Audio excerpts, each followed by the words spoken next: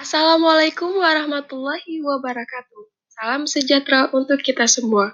Baiklah, teman-teman semua, perkenalkan kami dari kelompok 6. Pada kesempatan ini, kami akan membahas tentang pengantar fluktuasi ekonomi dan juga permintaan agregat 1.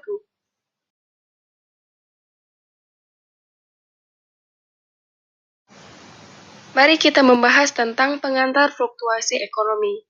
Di sini kita akan mengenal yang namanya siklus bisnis. Siklus bisnis ini adalah fluktuasi jangka pendek pada sebuah aktivitas ekonomi agregat. Nah, seperti yang kita tahu, fluktuasi ini adalah naik turunnya sebuah aktivitas ekonomi agregat, di mana setiap negara akan mengalami siklus bisnis ini. Suatu negara ada kalanya memiliki ekonomi yang dahsyat, namun ada kalanya juga mengalami resesi. Dalam siklus bisnis ini, kita akan mengenal dua kata. Yang pertama ekspansi atau expansion, dan yang kedua ada kontraksi atau contraction. Nah, sekarang kita melihat kurva dari siklus bisnis ini. Kita ibaratkan sumbu X ini adalah waktu dan sumbu Y ini adalah aktivitas ekonomi agregat atau GDP. Di sini kita bisa melihat dua garis warna biru dan juga warna hitam. Garis hitam ini menunjukkan pertumbuhan ekonominya sedang normal. Nah, di garis warna biru, jika kurva menurun ke bawah, berarti kondisi ekonomi di suatu negara tidak sedang baik-baik saja. Pada gambar ini, titik terendahnya ini dinamakan titik true, dan titik atas atau titik paling tinggi disebut dengan peak atau titik puncak. Seiring berjalannya waktu, suatu negara pasti akan mengalami atau pasti akan berada di titik peak atau di titik true. Nah, ketika aktivitas ekonomi akan menurun, di mana kita berada dari titik tinggi ke titik terendah, itu disebut dengan kontraksi atau contraction, di mana kita berada dari titik peak ke titik true. Nah, setelah melewati titik true, aktivitas ekonomi akan meningkat. Dari titik true ini, kita ke titik peak lagi. Nah, inilah yang disebut dengan ekspansi, atau kondisi ekonomi kita sedang berada di masa pemulihan. Suatu negara yang sudah seperti kita jelaskan tadi, pasti akan mengalami atau pasti akan berada di titik peak dan titik true, di mana kita pasti akan mengalami kontraksi dan juga pasti akan mengalami ekspansi. Berdasarkan kurva siklus bisnis, kita bisa melihat beberapa poin atau ciri khas dari siklus bisnis ini. Yang pertama, aktivitas ekonomi itu fluktuatif, di mana itu bisa aja naik dan juga bisa aja turun. Dan yang kedua, fluktuatif ekonomi tidak beraturan dan tidak terprediksi. Artinya aktivitas ekonomi ini bisa aja besar dan juga bisa saja kecil dan tidak terprediksi. Dan yang ketiga, siklus ekonomi ini terdiri dari ekspansi atau kemakmuran dan juga resesi. Tidak mungkin suatu negara akan mengalami resesi terus, pasti juga akan mengalami ekspansi atau berada di titik pemulihannya. Nah, resesi ini sendiri adalah periode di mana PDB real dan peningkatan pengangguran terjadi pada 2 kuartal atau lebih dari setahun. Nah, jika resesi ini terjadi lama dan semakin parah, pasti itu disebut dengan depresi. Permintaan agregat. Permintaan agregat adalah hubungan antara jumlah output diminta dan tingkat harga agregat. Ini menyatakan jumlah barang dan jasa yang orang ingin beli pada tingkat harga tertentu. Teori kuantitas uang, yang dimana MV sama dengan PY, di mana M adalah jumlah uang beredar, V adalah perputaran uang, P adalah tingkat harga, dan Y adalah jumlah output. Tidak realistis, namun asumsi yang memudahkan yaitu perputaran uang adalah konstan. Penawaran dan permintaan untuk keseimbangan uang real, yang dimana M per P sama dengan M per P pangkat D sama dengan K dikali Y, di mana K sama dengan 1 per V, adalah parameter penentu berapa banyak uang yang ingin orang pegang untuk tiap dolar pendapatan. Persamaan ini menyatakan bahwa penawaran keseimbangan uang M per P sama dengan permintaan dan bahwa permintaan adalah proporsional terhadap output. Asumsi perputaran konstan sebanding dengan asumsi permintaan konstan akan keseimbangan uang real per unit output. Kurva permintaan agregat AD menunjukkan hubungan antara tingkat harga P dan jumlah barang dan jasa yang diminta Y. Kurva itu digambarkan untuk nilai jumlah uang beredar M tertentu. Kurva permintaan agregat miring ke bawah semakin tinggi tingkat harga P, semakin rendah tingkat keseimbangan real M per P, dan karena itu semakin rendah jumlah barang dan jasa yang diminta Y. Penurunan jumlah uang beredar M mengurangi nilai output nominal PY. Untuk tingkat harga P tertentu, output-nya lebih rendah. Jadi, penurunan jumlah uang beredar menggeser kurva AD ke dalam dari AD ke AD aksen. Peningkatan jumlah uang beredar M meningkatkan nilai output nominal PY. Untuk tiap tingkat harga P tertentu, output-nya jadi lebih tinggi. Jadi, peningkatan jumlah uang beredar menggeser kurva AD keluar dari AD ke AD aksen. Penawaran agregat. Penawaran agregat adalah hubungan antara jumlah barang dan jasa yang ditawarkan dan tingkat harga. Karena perusahaan yang menawarkan barang dan jasa memiliki harga yang fleksibel dalam jangka panjang, tetapi harga yang kaku dalam jangka pendek. Hubungan penawaran agregat bergantung pada horizon waktu. Kurva penawaran agregat vertikal. Menurut model klasik, output tidak bergantung pada tingkat harga. Untuk menunjukkan bahwa output sama untuk semua tingkat harga, kita gambar kurva penawaran agregat vertikal. Dalam jangka panjang, tingkat output ditentukan oleh jumlah modal dan tenaga kerja, serta ketersediaan teknologi, di mana artinya tingkat output tidak bergantung pada tingkat harga. Kurva penawaran agregat jangka panjang adalah vertikal. Kurva penawaran agregat horizontal. Model klasik dan kurva penawaran agregat vertikal hanya berlaku dalam jangka panjang. Dalam jangka pendek, sebagian harga bersifat kaku. Karena kekakuan harga ini, kurva penawaran agregat jangka pendek tidak vertikal. Kita akan menyederhanakan permasalahan dengan contoh ekstrim. Anggaplah seluruh perusahaan menerbitkan katalog harga dan untuk menerbitkan katalog baru diperlukan banyak biaya. Jadi, seluruh harga tertahan pada tingkat yang sudah ditentukan sebelumnya. Pada harga ini, perusahaan ingin menjual produk sebanyak yang ingin dibeli oleh konsumen, dan mereka mempekerjakan tenaga kerja yang cukup untuk memproduksi jumlah yang diminta. Karena tingkat harga adalah tetap, maka kurva penawaran agregatnya menjadi horizontal. Dapat kita lihat pada kurva dalam contoh ekstrim ini, seluruh harga adalah tetap dalam jangka pendek. Karena ini, kurva penawaran agregat jangka pendek adalah horizontal. Kebijakan stabilisasi pada fluktuasi ekonomi ialah perubahan eksogen pada penawaran atau permintaan agregat disebut guncangan atau shocks. Guncangan-guncangan ini yang mengganggu perekonomian mendorong output dan pengangguran menjauh dari tingkat alaminya.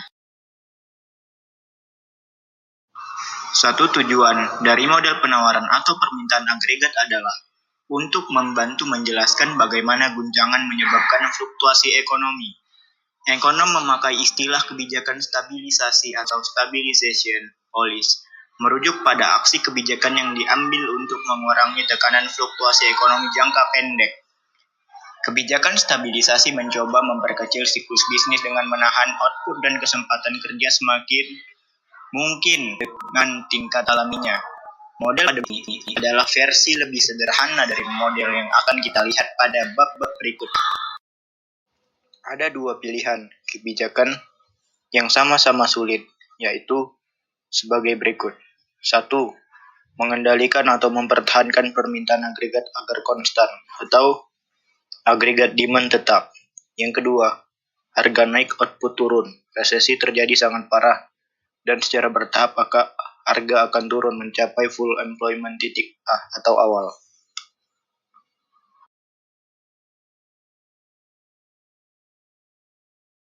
Sebelum itu, saya akan membahas mengenai tokoh yang menerapkan model Keynes. Ia adalah John Maynard Keynes.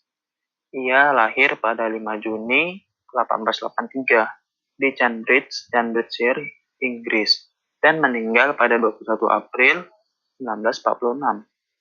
Ia merupakan ekonom Inggris yang mengubah teori dan praktik ekonomi makro dan kebijakan ekonomi dunia. Ia diakui sebagai ekonom terpengaruh di abad ke-20. Ia merupakan pendiri ekonomi makro modern dan membuat mazhab Keynesian. Latar belakang model Keynes. Ketika terjadinya Great Depression atau depresi besar, para ekonom ditanyakan keabsahan mengenai teori klasik. Mereka mencari model baru untuk menjelaskan kemerosotan ekonomi yang besar atau Great Depression dan kebijakan pemerintah yang dapat mengurangi kesulitan ekonomi masyarakat. Kemudian pada tahun 1936, John Maynard Keynes menulis The General Theory of Employment, Interest, and Money yang mengusulkan cara baru untuk menganalisis perekonomian. Dalam teori ini, Keynes mengatakan permintaan agregat atau agregat demand yang rendah bertanggung jawab atas rendahnya pendapatan dan tingginya pengangguran yang mencirikan kemerosotan ekonomi. Model permintaan agregat Keynes. Dari model ini, permintaan agregat terbagi menjadi dua golongan. Yang pertama, Investment and Saving Model atau IS dari pasar barang, dan yang kedua, Liquidity and Money Model atau LM dari pasar uang. Model ISLM. Di sini kita akan melihat kurva mengenai model tersebut, di mana terdiri atas dari tingkat harga atau P dan pendapatan output atau Y, dengan tingkat harga konstan, di mana terjadi dalam short run aggregate demand atau SRAD. Di sini kita akan melihat Y atau pendapatan dengan AD atau aggregate demand bergeser ke kanan menjadi Y action dan AD action, dan seterusnya. Model ini mengambil tingkat harga yang ada dan menunjukkan faktor yang menyebabkan pendapatan berubah dan faktor yang menyebabkan permintaan agregat bergeser. Untuk mengetahui faktor apa saja yang menyebabkan pendapatan berubah dan permintaan agregat bergeser, kita akan melanjutkan ke materi selanjutnya. Pengurangan pajak dalam perpotongan Keynesian. Pengurangan pajak meningkatkan pengeluaran yang direncanakan sebesar MPC-X untuk setiap tingkat pendapatan. Equilibrium bergerak dari titik A ke titik B, dan pendapatan meningkat dari Y1 ke Y2. Sekali lagi, kebijakan fiskal memiliki dampak pengganda terhadap pendapatan. Sebagaimana kenaikan belanja pemerintah memiliki dampak pengganda terhadap pendapatan, begitu pula pengurangan pajak. Seperti sebelumnya, perubahan awal dalam pengeluaran yang sekarang MPC-X dikalikan dengan 1/1 kurang MPC. Dampak keseluruhan terhadap pendapatan dan perubahan pajak tersebut adalah minus MPC dibagi 1 kurang MPC. Persamaan ini adalah pengganda pajak atau tax multiplier. Jumlah perubahan pendapatan yang disebabkan oleh perubahan sebesar $1 dalam pajak. Nada negatif mendefinisikan pendapatan yang bergerak ke arah berlawanan dari pajak. Sebagai contoh, jika kecenderungan mengkonsumsi marginal adalah 0,6, maka pengganda pajak adalah minus 0,6 dibagi 1 kurang 0,6, yang hasilnya adalah min 1,5. Dalam contoh ini, pemotongan pajak sebesar $1 meningkatkan pendapatan equilibrium sebesar 1,5. Tingkat bunga investasi dan kurva IS. Nah, pada slide berikut, fungsi investasi digambarkan miring ke bawah untuk menunjukkan hubungan terbalik antara investasi dan tingkat bunga. Untuk menentukan bagaimana pendapatan berubah ketika tingkat bunga berubah, mari kita gabungkan fungsi investasi dengan diagram perpotongan Keynes. Kurva IS ini meringkas hubungan antara tingkat bunga dan tingkat pendapatan ini. Pada dasarnya, kurva IS menggabungkan interaksi antara I dan Y yang ditunjukkan oleh perpotongan Keynes. Karena kenaikan tingkat bunga menyebabkan investasi yang direncanakan semua menurun, yang lalu menyebabkan pendapatan menurun. Sehingga kurva IS melandai ke bawah. Nah, Kurva IS menunjukkan kombinasi tingkat bunga dan tingkat pendapatan yang konsisten dengan equilibrium pada pasar barang dan jasa. Kurva IS digambarkan untuk kebijakan fiskal tertentu.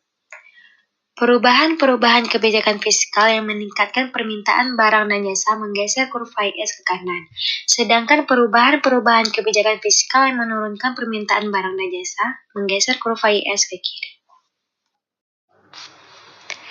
Selain tingkat bunga, investasi, dan kurva IS, mari kita mengenal tentang pasar uang dan kurva LM.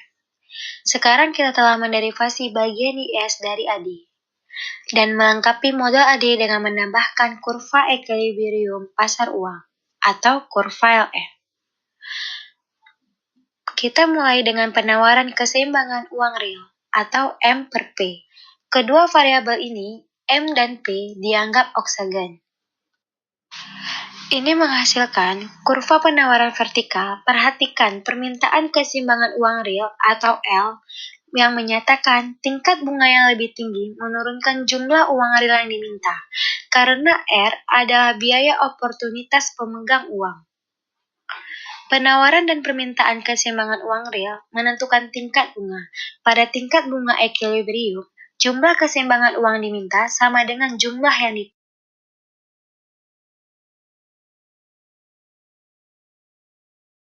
Baik, selanjutnya saya akan menjelaskan tentang permintaan uang dan equilibrium dalam model IS-LM. Equilibrium pasar uang dilambangkan dengan L, R sama dengan M per P, di mana LR yaitu permintaan uang sama dengan keseimbangan uang real. Permintaan uang dilambangkan M per P sama dengan L, RY. Jumlah keseimbangan uang real yang diminta berbanding terbalik dengan tingkat bunga, karena R adalah biaya oportunitas memegang uang, dan berbanding lurus dengan pendapatan, karena transaksi yang diminta. Selanjutnya, penurunan jumlah uang beredar, atau min alpha M per P. Inilah kurvanya. Di sini dijelaskan karena tingkat harga tetap, penurunan jumlah uang beredar mengurangi penawaran keseimbangan real. Perhatikan tingkat bunga equilibrium naik. Menderivasi kurva LM. Ini contoh kurvanya. Di sini jelaskan kenaikan pendapatan meningkatkan permintaan uang yang meningkat tingkat bunga. Ini disebut kenaikan permintaan transaksi uang. Kurva LM meringkas perubahan ini dalam equilibrium pasar uang. Selanjutnya yaitu menggeser kurva LM. Ini contoh kurvanya. Di sini jelaskan kontraksi jumlah uang beredar menaikkan tingkat bunga yang menyeimbangkan pasar uang. Mengapa? Karena tingkat bunga lebih tinggi dibutuhkan untuk meyakinkan orang memegang jumlah keseimbangan real lebih kecil. Akibat penurunan uang beredar, LM bergeser ke atas. Dan selanjutnya, model IS-LM dari AD. Ini contoh kurvanya. Dijelaskan perpotongan kurva atau persamaan IS. Y sama dengan C kali Y kurang T tambah I kali R tambah G. Dan kurva atau persamaan LM, M per P sama dengan L kali R Y, menentukan tingkat permintaan agregat. Perpotongan kurva IS dan LM mempresentasikan equilibrium simultan dan pasar barang dan jasa dan pasar keseimbangan uang real untuk nilai belanja pemerintah, pajak, jumlah uang beredar, dan tingkat harga tertentu.